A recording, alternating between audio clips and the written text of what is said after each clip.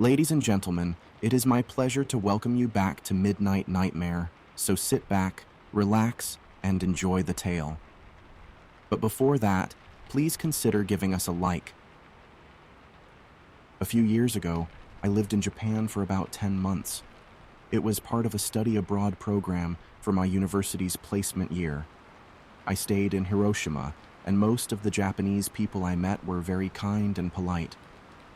But there was one old lady who lived in the apartment next to mine who was different. Around a month after arriving in Japan, my group decided to go to the sake festival. This festival is all about drinking sake, which is a popular Japanese alcoholic beverage. It turns out that everyone goes there to drink a lot and have a good time. So we tried many different types of sake from various places in Japan and ended up getting very drunk. Then somehow we managed to take the train back to our apartments. I can't remember much, except that I called my girlfriend and then fell asleep on my futon, which is a Japanese-style bed. Skip to 6 in the morning the next day, when I suddenly wake up by a really loud doorbell. I'm confused because it's so early, but I think it might be my friend from downstairs wanting to talk about what happened the night before. I peek through the small hole in my door and see a police officer standing there. I talked to the police using a translation app, and he said there was a complaint about noise. I was surprised because all I did was make a phone call and go to sleep last night. But when they saw, I was confused. Then they realized there might be a mistake, so they left. I was still feeling drunk and very confused, but the day went on as usual. The next morning at 6 a.m., the doorbell rang again. I already guessed what it might be this time, and when I looked through the peephole, I saw 2 police officers. We had the same conversation, and I told them there had been no noise. Then I took them into my apartment to show them how I fell asleep while watching Netflix. That's when they told me it was the neighbor living next door, someone I hadn't met, who was making the complaints. At this point, I thought maybe she was just being unkind or prejudiced.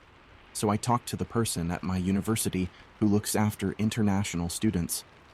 He said they were moving me to a different apartment, one on the floor below.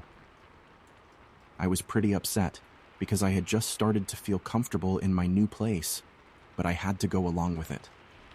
He planned to come the next morning with the landlord to move my stuff and check my new room. Have you ever been woken up in the middle of the night and it really messes with your day?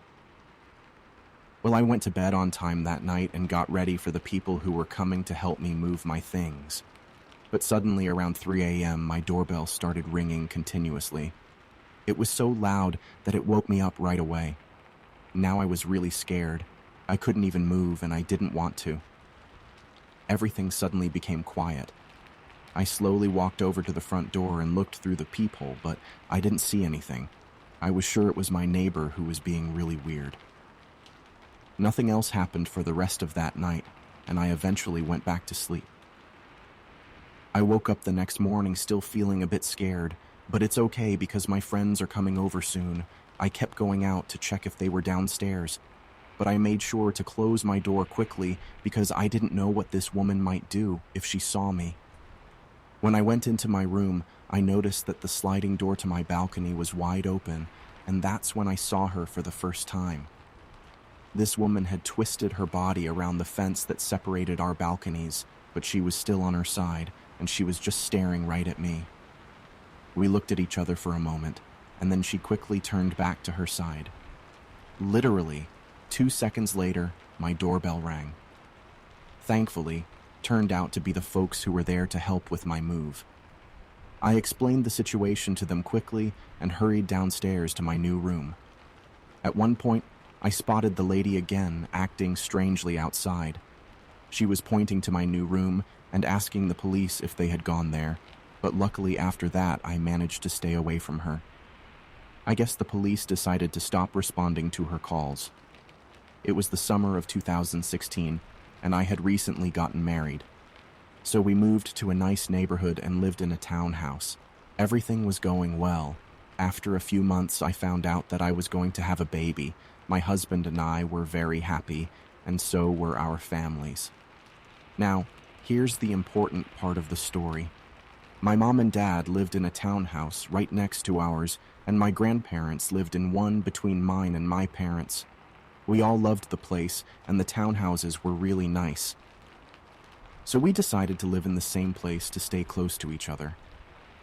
My husband enjoyed going fishing at a local fishing competition that our town hosted every weekend, but the fishing tournament would finish really late, and I used to just stay at home most of the time.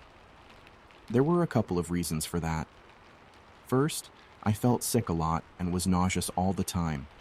Second, I couldn't stand the smell, especially being pregnant. So since I didn't have much else to do, I would go outside to get some fresh air and spend time with my mom and grandparents in the evenings. And that's when everything began. I started to notice that my neighbor was acting very strangely. He lived in the last townhouse at the very end of the complex. So my creepy neighbor would drive into the complex and park his car in a way that gave him a clear view of me and my family when we were sitting outside in the evenings. Then he would simply go and check his mail. After checking his mail, he would just sit there for a long time, sometimes 30 minutes to an hour, just looking at us while we sat on my Nana's porch. But I think he was only looking at me, because I could barely see his face and his eyes were locked onto mine. His face looked so blank, and it really gave me the creeps. He did this every single evening, so when I told my family, they got scared too. One day, I decided to go to the fishing pond with my husband and my dad for the evening. Well, it didn't last too long, to be honest. A few hours later, I started feeling sick, so I had to go back home. I told my husband that if I felt better, I'd come back later. He agreed and told me to go home and rest. So I went back home and watched a movie or two. By the time it was time to pick up my husband, as I was feeling a bit better. I had dropped him off earlier in the evening, so I grabbed my keys and headed across town to pick him up. We were on our way home and approaching a red traffic light when I noticed a car coming up fast behind my truck. I told my husband to look at the driver because the car was getting dangerously close to the back of our truck, almost touching the bumper. The car was really close to my truck, almost touching it. When the traffic light turned green, I drove off quickly, but I noticed the car just stayed there. I told my husband to look, and right when I said that, the car started moving and its headlights turned off. It was around 2 a.m. at this point. "Oh my goodness, look," I said. My husband replied, "I know, just focus on the road." I glanced in my rearview mirror, and the car had turned its lights back on, and the driver was now speeding up to catch up with us with the high beams on. As he got closer, he turned off his headlights again. My husband could tell how scared I was, and I think he was getting a little freaked out too. I finally reached our townhouse complex and pulled in. The car behind me turned on its lights and followed me in. The car stopped when I continued driving to park in my spot. After parking our truck, I looked at my husband, and we both agreed not to get out of the truck. We watched the entrance, and the car began to move slowly down the road. We got a good look at the car, and that's when I realized it was our creepy neighbor. He parked his car and got out, standing on his porch, staring at our truck. He went inside his house. My husband and I just looked at each other in shock. I said to my husband, "Who on earth does that?" He shook his head and sighed, and then we went inside. We couldn't believe what had just happened. We both agreed that he was extremely strange and that we should avoid him as much as possible. Another time that really gave me the creeps was when I was at a red traffic light, and this time I was alone in my car. I happened to glance in my rearview mirror when saw the neighbor in the car right behind me. He was so close that he almost bumped into me. When I looked back at him, I noticed he had a really disturbing expression on his face. The feeling I got when I saw him was so terrifying that I can't even put it into words. He had his head down, looking up with both his hands on the steering wheel, and he just seemed really angry, like he was acting strangely. When the traffic light turned green, I started driving and he was still following me closely, so I sped up a bit and he did the same. I was starting to get really worried by this point. I kept thinking, what if he crashes into me? I'm 6 months pregnant and this could harm my baby. He was still tailgating me and he still had that same scary look on his face.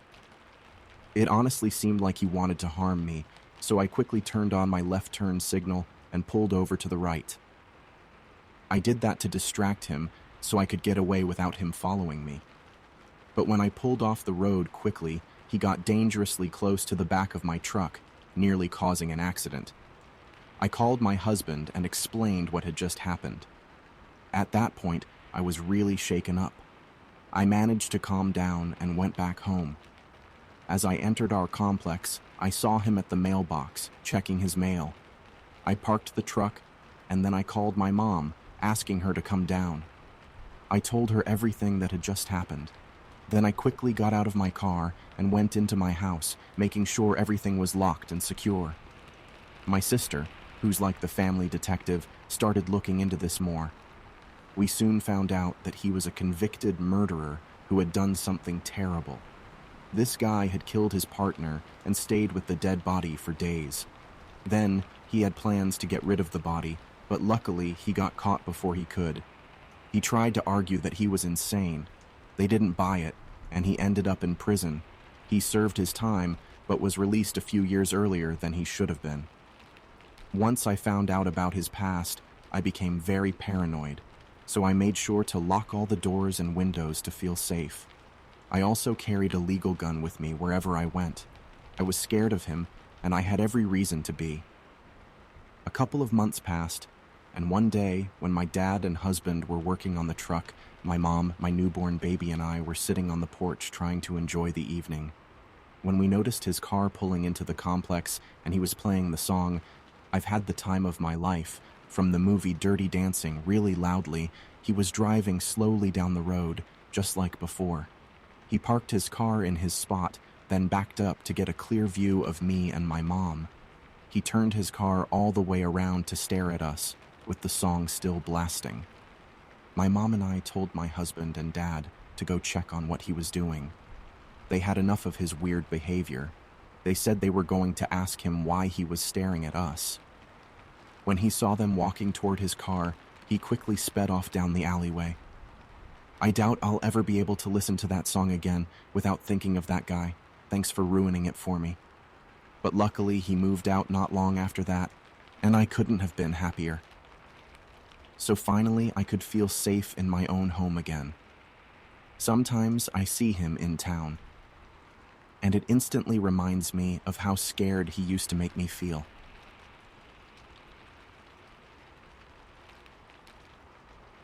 I was going through my old notebooks and journals with my girlfriend, and that's when I found a journal entry from when I was about 12 years old.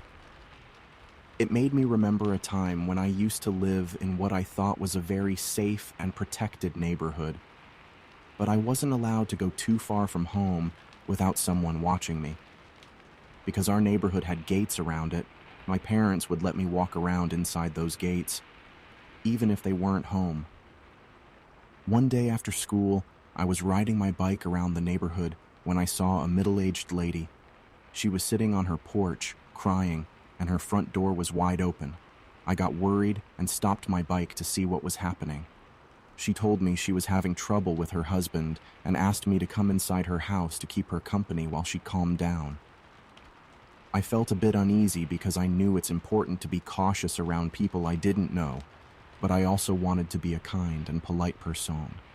As a young kid, I felt confused about what to do. So I kept saying no to going inside, and she kept asking, saying, "Please, please, just for a moment. I just need someone to talk to." But I kept refusing, and then she asked me to wait outside with her and stay until she felt better. I agreed to wait because I felt safe in my neighborhood. She asked me to sit on her porch while she went inside her house and brought back a couple of framed pictures. She joined me inside the house while I sat on the porch just outside the door. Then, she showed me the pictures. One was of a kid who was older than me, wearing the local high school football uniform. The other picture had a man and the same kid in it. She started telling me stories about how she met the man and how they spent their honeymoon in Hawaii. She also talked about how her kid was really good at football, one of the best on the team. But she was really upset because she was afraid that if she and her husband got a divorce, she wouldn't see her kid anymore. She started crying again, and this time she cried on my shoulder. Strangely, knowing she had a child made me feel more at ease around her. She kept talking for a while, and I started feeling a bit awkward. She kept crying on and off on my shoulder, and I didn't know how to react. I kept thinking, what did I get myself into? I just nodded my head, pretending to listen, but I was more worried about finding a good excuse to leave and go home. She kept saying nice things about me, calling me a young and kind boy. She also said, "You don't know how important it is for you to spend time with me." This made me feel a little guilty about leaving her. She kept insisting that she wanted to make me dinner as a thank you if I came inside, but I kept saying no. Finally, I told her I had to leave. She asked if I knew how to use her cell phone because she had just gotten it recently. I said I could help, so I waited. She left for quite a while, and even though part of me wanted to walk away, I didn't want to be rude, especially since she lived so close to my house and might know my parents. I kept feeling really anxious as I thought about leaving, but then I'd convince myself to stay. It was like a roller coaster of emotions. I felt like I couldn't just walk away. After what felt like a super long time, she brought me her phone, and it was an Android. I only had an iPhone 3G at that time, so I was worried I wouldn't know how to use it. I held down the power button for a moment, and it turned on. She then asked if I knew how to check text messages. I found the Messages app and opened it. There was only one phone number, and it wasn't saved as a contact in the app. Then she pointed at the text and said, "Please read me his messages." So I opened it. She had received a bunch of messages that were pretty much the same, just different ways of saying hello and asking for a reply. She was upset and told me to read them to her right away. She really wanted to know what he said. I told her, "They all say hello with a question mark." She insisted in a strong voice, "Read them to me." So I started reading the messages. Then she closed her eyes and nodded at times, and she commented things like, "He does miss me. Well, forget him as he had his chance." Then, she quickly changed from being a crying and worried woman to someone who was angry and wanted to prove she was right. A few times I paused while reading, and I asked if she wanted me to stop. But she snapped at me saying, "Keep reading." So I kept on reading. It felt like her husband was acting kind of crazy with so many similar messages. I scrolled through and read many messages that looked almost the same, going back for days. My heart was pounding, and I felt like I was involved in something I shouldn't be part of. I really wanted to go home, but every time I stopped, she got really angry and told me to keep reading. Then I found a message that was different from all the others. It said, "As I've already told the police, and I have a restraining order, if you come near my family, you'll be arrested." I felt really worried when I read that. It made me realize that all the messages I'd been reading were from her phone. I stopped and couldn't believe it, but she insisted, "Keep reading." I told her I couldn't because it was getting very late, and my parents were expecting me for dinner. "Why don't you come in for dinner? I'll make you something. You can tell them later that you were helping your neighbor. They won't be upset, I promise."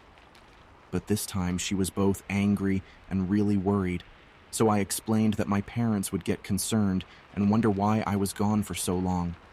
She begged me a few more times not to leave, and she started crying as I got up. Honestly, I felt bad about it back then. I rode my bike home as fast as I could. When I got home, my parents had just come back from work and they asked me where I'd been. But I didn't tell them the truth, as I was a little scared that they might not let me go around the neighborhood when they weren't home. A few days later, when I came home, I saw there were 3 police cars parked in front of her house. It felt really worried when I saw the police cars, so that night I asked my parents if they knew what had happened. My dad just said, "Oh, there was a break-in or something." Later, I asked one of our neighbors if they knew more about it. That another neighbor had let a homeless woman into their home. They offered her a shower, a place to stay, new clothes, and a phone. They were even trying to help her find a job. But it turned out she had a mental illness, and she started having strange beliefs, like thinking the neighbor's kid was her own. Eventually, the neighbor kicked her out. After she was kicked out, she started bothering him a lot, so he went to his parents' house and sent his kid to stay with his ex-wife because he was worried about their safety. He had good reasons to be worried, because not long after he left, she broke one of the windows to get into the house. Then she stayed in the house for nearly a week before a neighbor noticed the broken window and called the police. By the time they arrived, she had wrecked the whole house. She got arrested. I had a hard time believing it, but I checked behind the house and saw the broken window myself. I think the guy probably ended his lease and moved out right away because he was scared she might come back after getting out of jail. I'm not sure if she ever tried to come back, but I really hope they told the new tenants about what happened. To this day, I still feel uneasy about it. Who knows what could have happened if I had gone into that house? If you have reached here and are enjoying the content and would like to support the channel, you can consider subscribing and hitting the like button. This will greatly help us in providing more new content. If you want to understand why I left the place I was at, you're really just going to have to hear the entire story. You won't believe it, of course, but your skepticism means nothing. Because what I saw that night on the bayou has been with me ever since. In my mind, in my thoughts, and sometimes even in my dreams. It exists as a disturbing memory that I cannot shake away, that will never go away just so long as I live.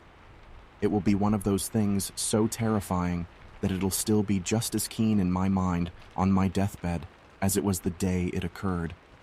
But whether or not you believe me, I'll tell it to you anyway. If not only to serve as a warning, a plea for caution if you ever find yourself near the swamps late at night. At the time, I was working at a shitty little fast food place. The only thing worse than working at a shitty fast food place is working at a shitty fast food place on the night shift, by yourself, without a vehicle. Especially when you just so happen to live in the heart of rural Louisiana. Such was my case some years ago, the night this event happened to me. During this time, I lived quite a few miles away from the restaurant I worked at, and due to my lack of a vehicle or any access to a public bus system, I was dependent on others for my transportation to and from work. One night, after a busy evening of serving customers, I closed the store and locked up the restaurant. When I phoned for my ride, nobody answered.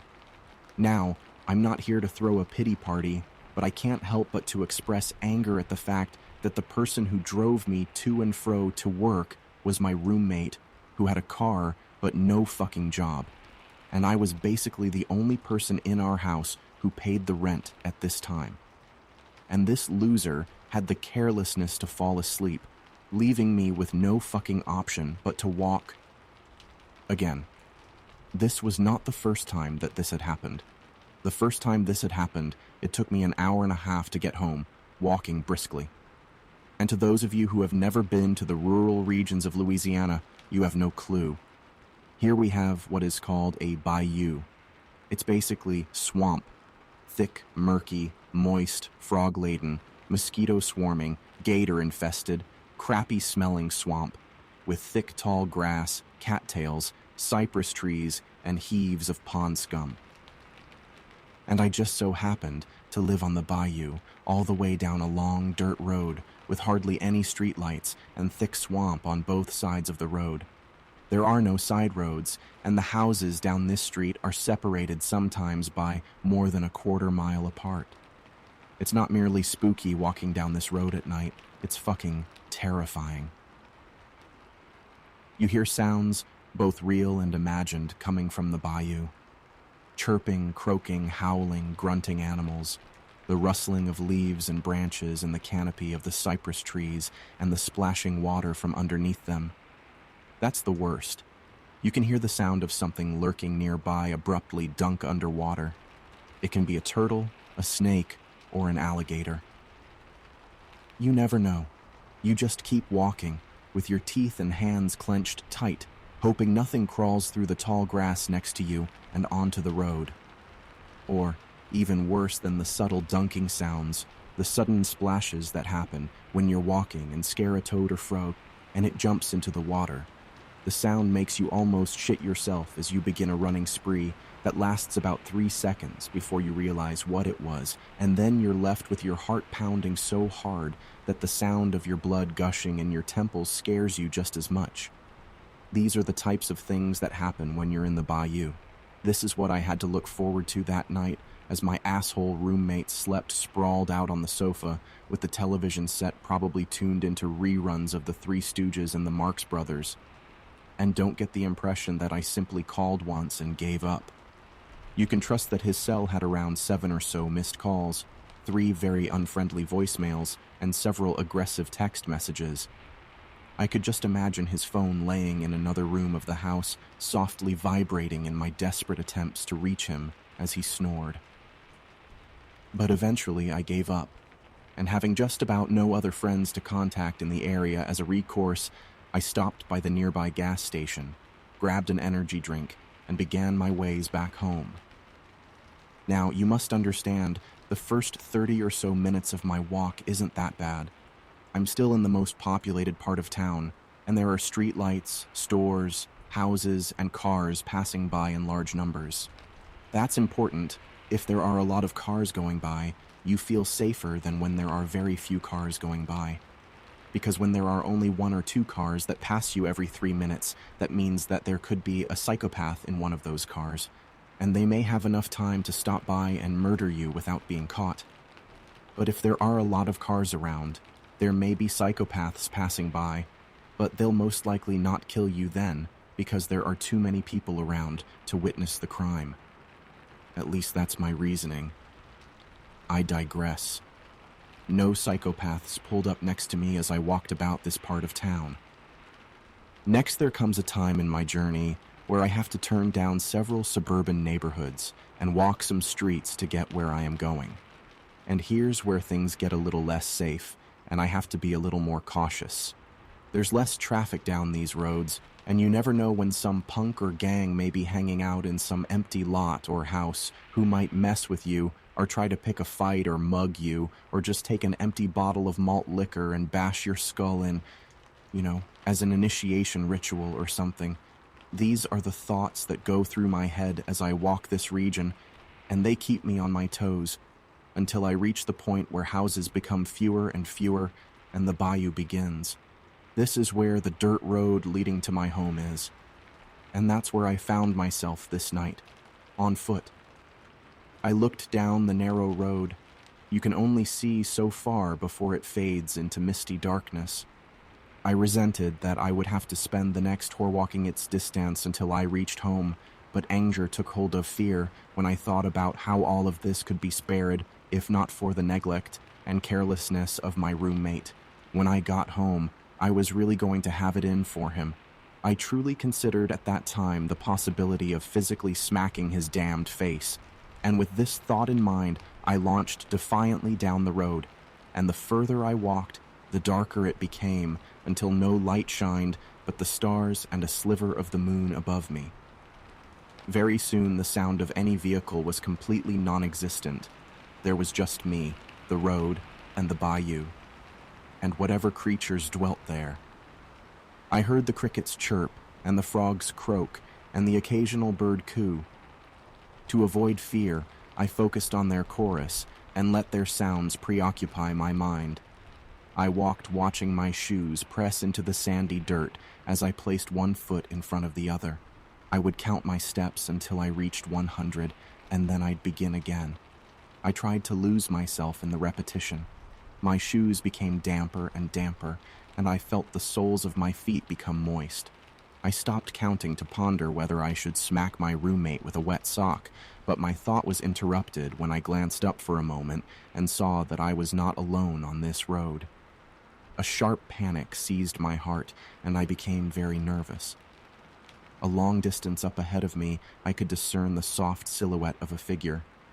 It was so far away that I couldn't tell whether it was moving ahead or in my direction.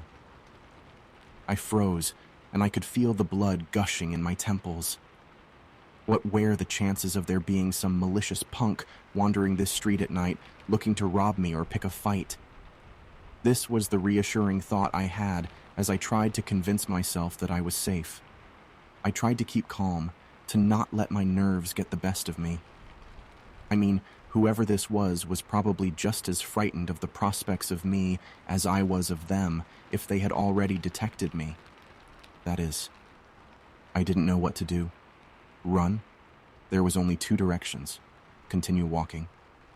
What were the risks? As I stood there, I saw that the figure was indeed moving in my direction, and its form was becoming more definite. And this was the time I began to notice how awkward it was moving. The figure didn't walk normal. It didn't bob up and down like how a normal person looks like as they walk. What was coming towards me, it would seem from my perspective, moved in short, quick, jerking movements. And I could see from what light was present how its twitchy limbs projected from its torso, and how it was getting closer, and how its head stuck out from a neck that was longer than any human neck should be.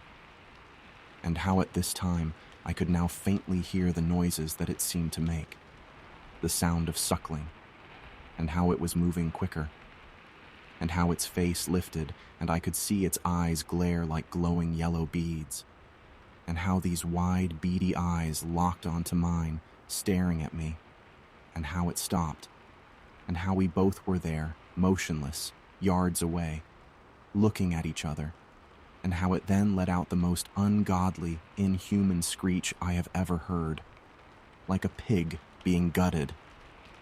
It squealed violently, and the sound resounded through the bayou, and the chirping and croaking of crickets and frogs stopped. Everything stopped, and the rumbling and humming was all that could be heard afterwards. The rumbling and humming of a motor ahead, a vehicle speeding towards us, tires racing loudly. The thing in front of me hunched over and turned to see the headlights beaming our way. It hissed, getting down on all fours, only pausing for a moment to turn back towards me, gawking at me with its wide eyes, before crawling hastily into the swamp. The vehicle that scared the thing away was my roommate's car.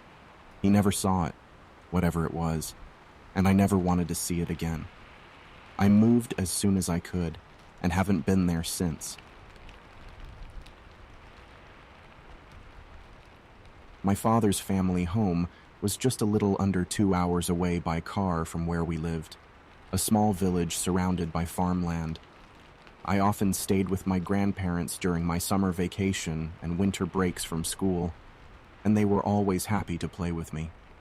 But the last time I visited them was over 10 years ago now, when I was still in my 3rd year of high school.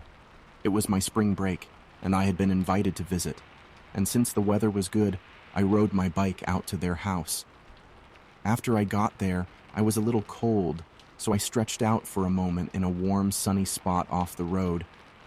Then I heard something strange. Popo, po-popo, po, popo.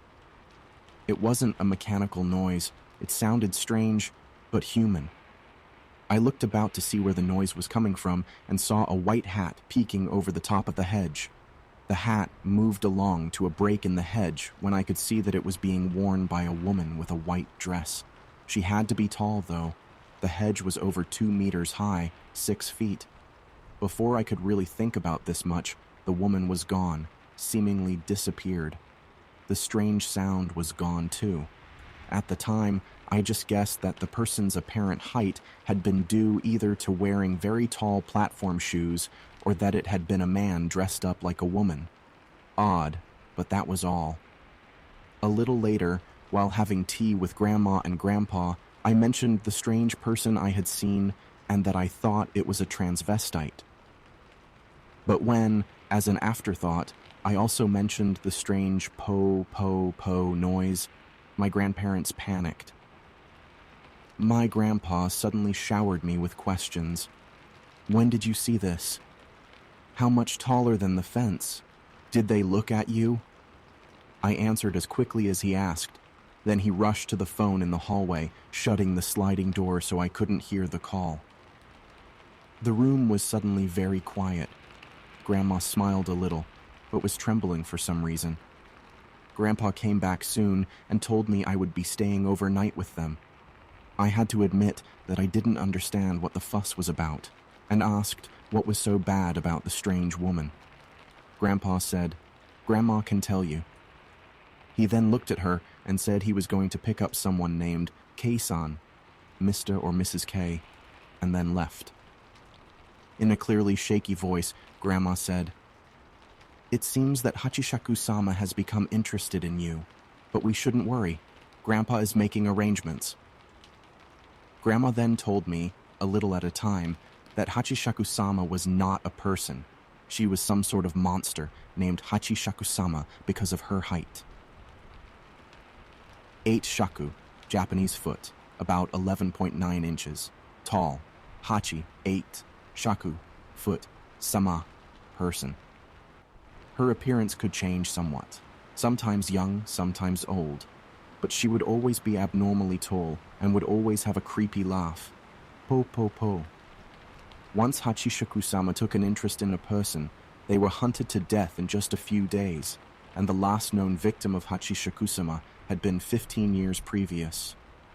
I learned later that Hachishaku-sama was supposed to be trapped in a shrine near the village, having been sealed in by 4 statues of Jizo, a protective deity of children, each placed to the north, south, east, and west of the structure. The village had some sort of agreement with its neighboring villages, wherein they were given some advantages to make up for the fact they had to watch over the monster. For example, they got first priority on water use. Since it had been over a dozen years since Hachishaku-sama had killed anyone, I have to wonder if the old men in those villages thought it was still a good arrangement. At the time, I couldn't quite believe what I was being told, of course, but then Grandpa returned with a very old lady. Kei-san, for that's who it was, handed me a small paper charm and told me to hold on to it. Then she and Grandpa went upstairs. While they were upstairs, I tried to excuse myself to use the bathroom. But my grandma wouldn't let me go alone, and she insisted on keeping the door open and an eye on me as I was using the facilities. This is when I started to really understand just how serious my grandparents felt the situation was. I was soon led upstairs to a bedroom. The single window in the room had been covered with newspaper, on which a charm like the one I was holding had been affixed. In each corner was a small pile of Mauricio, sacred salt, and they had also set up a small wood box with a statue of Buddha on it. I was told I would have to stay in the room until 7 the next morning, and that I couldn't leave no matter what. They provided a bucket for me to potty in. Grandpa made it clear that neither he nor Grandma would talk to me until 7 the next morning. Kei-san told me to keep the charm on me and to pray to the Buddha if I got scared. I had a bed and a TV in the room. Grandma had left me snacks. I tried to watch some TV but couldn't pay attention. I wasn't hungry either. So, I just lay on the bed, wrapped in the sheets, and eventually fell asleep because the next thing I remember was waking up to a late-night show on the TV. My watch said it was around 1 a.m., and I heard something tapping on the glass of the window. I tried to ignore it. It was very persistent. I had some tea and a snack and turned up the TV to drown out the tapping. Then I heard Grandpa call from the hall, "Are you all right? It's okay to come out if you're too scared." I started for the door automatically, but stopped myself as I remembered how insistent Grandpa had been that he wouldn't talk to me until 7. Again, I heard him. "It's okay. Come here." I wanted it to be my grandpa's voice, but somehow it wasn't. I suddenly had goosebumps all over me. Then I noticed the salt in the corner. It was becoming darker. I dropped in front of the Buddha, clasping the charm in both hands. and started praying for help. Po-po-po, po-po-po. The tapping on the window started again, louder than before, more insistent. Then a definite hand slapped the window, despite the fact I was on the second floor. I did the only thing I could. I kept praying to Buddha. It was a long night. I really don't remember much other than praying until I heard the news on the TV.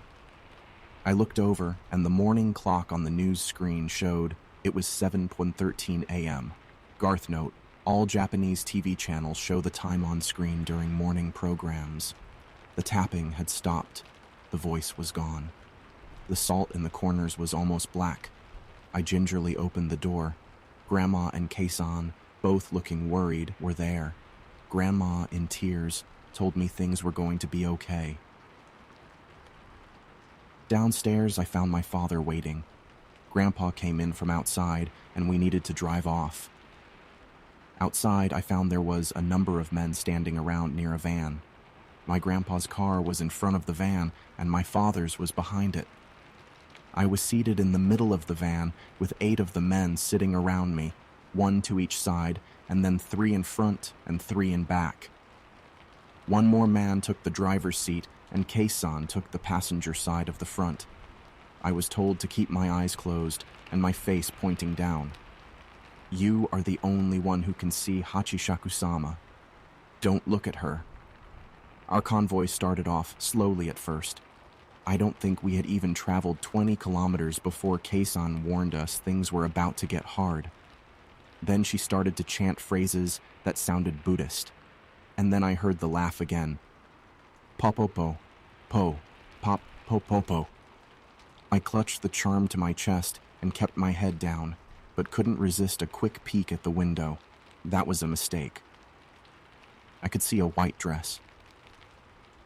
It appeared stationary to the car's window, even though we had to be moving very fast at that point. The figure moved as if to lower its head to the window, and I gasped. And the man next to me told me to shut my eyes, which I did, and tightly. Though no one else could see Hachishaku-sama, they all heard what happened next. The tapping. I don't know how, but the tapping started on every window in the van, all at the same time. I don't know how long it lasted, but over time, it faded. Keisan had stopped chanting by that time as well, and eventually said that she felt we were now safe, so the cars all pulled over. My father and Grandpa thanked all the men who had assisted. As it turned out, all of them were related to me. Grandpa and Keisan had hoped to confuse Hachishaku-sama by surrounding me with many people of the same bloodline. I had to stay overnight while Grandpa was gathering my kinsmen, and it was deemed safer to try to escape during the day than the night. Keisan asked me to show her the charm, which I had forgotten I was still holding. It had turned almost entirely black. Keisan commented, "It should be all right now, but just in case." And with that, she handed me a new charm to hold until I got home. I drove home with my father. During the drive, he told me that one of his friends when he was young had been taken by Hachishaku-sama. Grandpa and the neighbors delivered my bike back to me later. In talking to my grandpa over the phone, I've confirmed that it was not his voice I heard outside the room that night, which sent shivers down my spine again. Hachishaku-sama targets teens and children. So if the monster speaks with a familiar relative's voice, the victim would normally come to it willingly.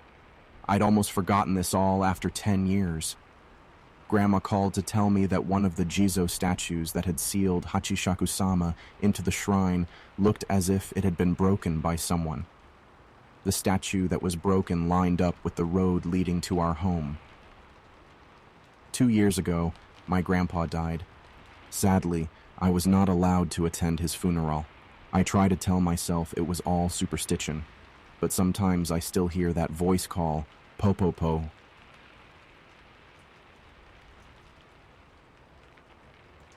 When I was in grad school, I moved from my home state to a new state that was 5 hours away from my classes. But the area around the university wasn't very safe. so I thought it would be a good idea to find an apartment nearby to save money. The place I moved to was like a big house that had been changed into a 3-story building with a big 2-story part added to the back. I stayed in one of the middle apartments on the first floor and had a parking spot at the back of the building. I usually kept to myself, but I eventually met the people who lived in the apartment next to mine. They were a married couple without children, probably around 10 or 12 years older than me. I learned from the building manager that the husband was the son of the man who owned the whole place. But unfortunately, the husband had been in a serious car crash and had some long-lasting problems with thinking and understanding things. The wife was friendly, but she had a strong and talkative personality. They both seemed very eager to meet me and get to know me, which I thought was because they felt lonely at first.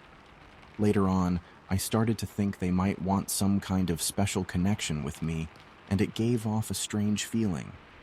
They often sat outside their door, or left their screen door partially closed so they could see me as I walked to and from my apartment to my car. Our chats could last anywhere from 5 minutes to half an hour before they realized I wanted to go on with my day. Every time they would invite me to their place for dinner and a drink, which I would kindly turn down.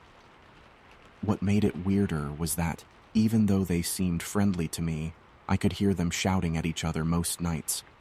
Sometimes it went on all night while I tried to sleep. I had to put up with this for a whole year. Just before my lease was ending in January, I found a new place to live. I got pretty good at avoiding them. But when I was moving out, husband finally caught me while I was carrying boxes. He called out, "Hey, where are you going?" I turned to face him, but I kept walking backward and said, "Oh, hi. I'm actually moving out this week." His eyes got really big and he just looked at me. Then he said, "But you never came over for dinner." I didn't really know what to say except, "Yeah, I'm sorry, we never got the chance." He stood in the middle of the driveway and just kept staring at me without saying anything. So I turned around and put the box in my car. When I left the apartment complex with that stuff, I drove by him and he just kept looking at me with wide eyes and no expression. About 2 days later, I had moved all the extra things out and was only living in the apartment with my essential stuff. One night, it was incredibly cold, with temperatures going below 0. When the sun went down, all the electricity in my apartment went off. I couldn't get to my electric panel, and when I called the person in charge of the building, they didn't answer. So, I had to call the electric company to tell them about the power outage and gathered my things to go stay at my girlfriend's parents' house at that time. The next morning, I went back, determined to move the last of my stuff. When I saw the electric company's truck parked in front of the building, I went into my apartment. A worker came up to me and asked if I was the one who told them about the power problem. I said I was. And he laughed a little, then said, "Well, buddy, you managed to make someone angry." So I asked him what he meant, and he explained the only power issue in the building was in your apartment. Usually, when there's a problem, the switch is in the middle position, but your switch was turned all the way off, which means someone intentionally turned it off. The switch is in the basement storage area, but only the building manager or owner can get in there. I figured out that my neighbor had intentionally turned off my electricity on the coldest night of the year. I didn't bother talking to him about it. I just wanted to leave that place. I packed my things and left, not even checking if he or his wife were watching me go.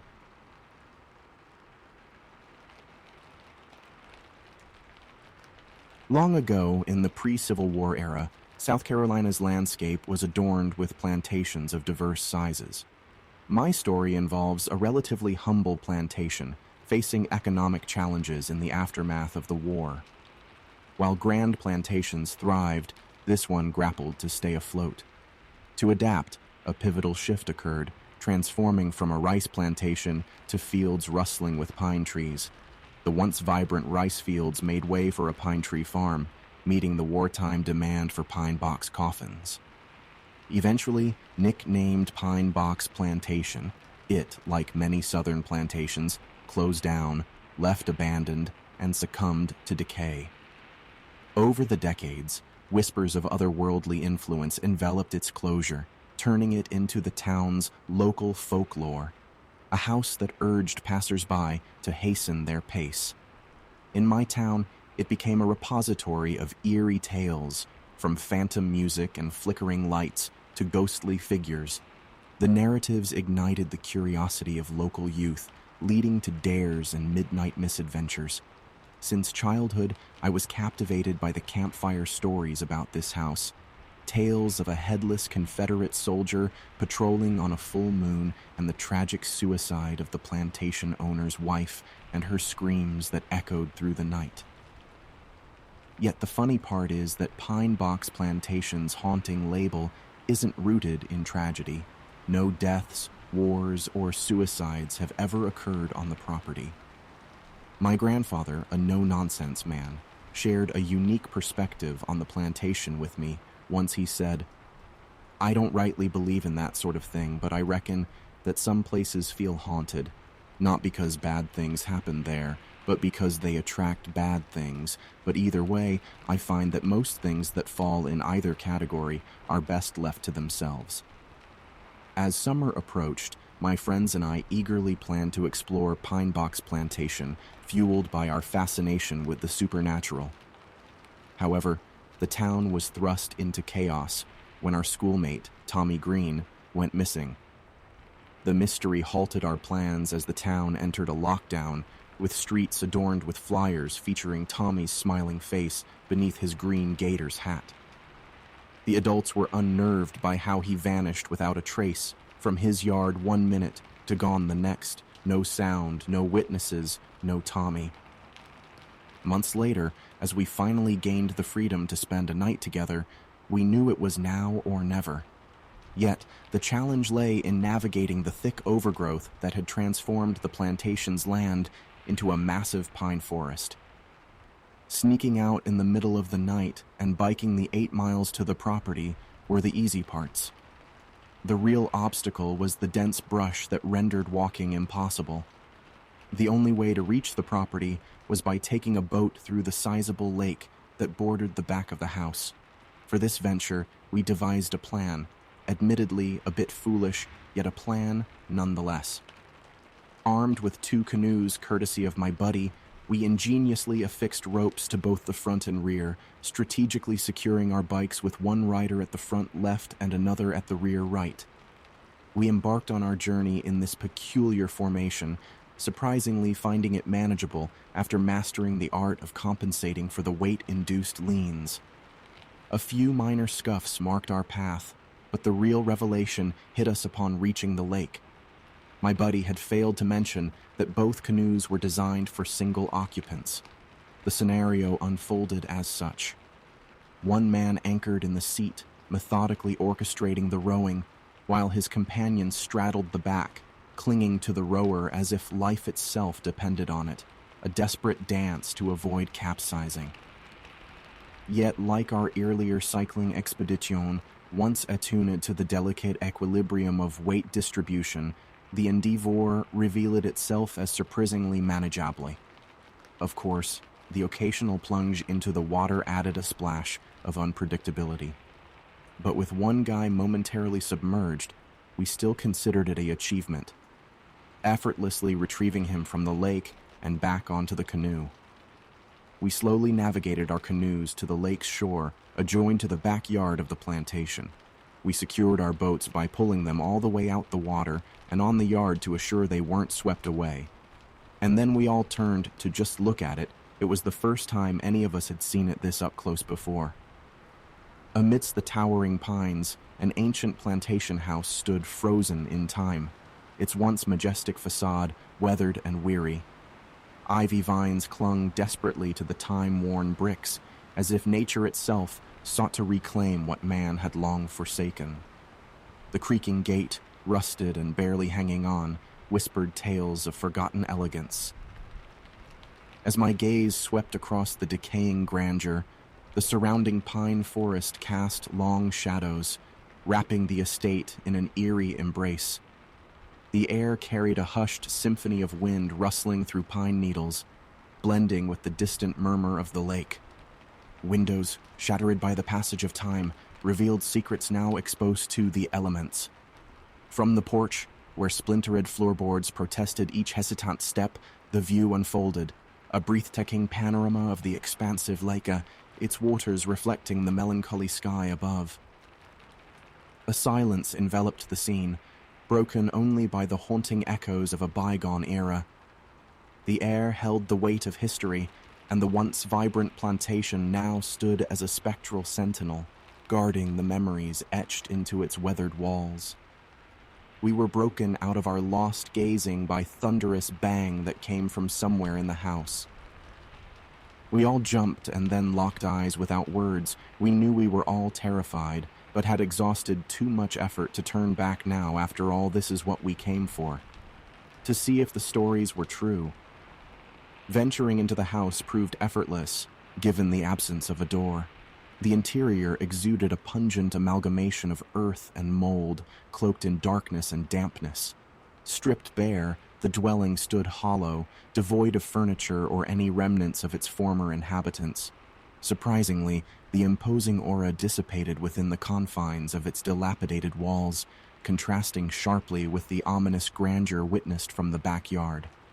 Room after room, we roamed aimlessly, looking for nothing but expecting something. The master bedroom, an expansive room, held our attention, an attention promptly grasped by the sight of an unexpected object, a coffin. A collective freeze overcame us as a haunting voice rose in my mind, reminding me of our desires turned reality.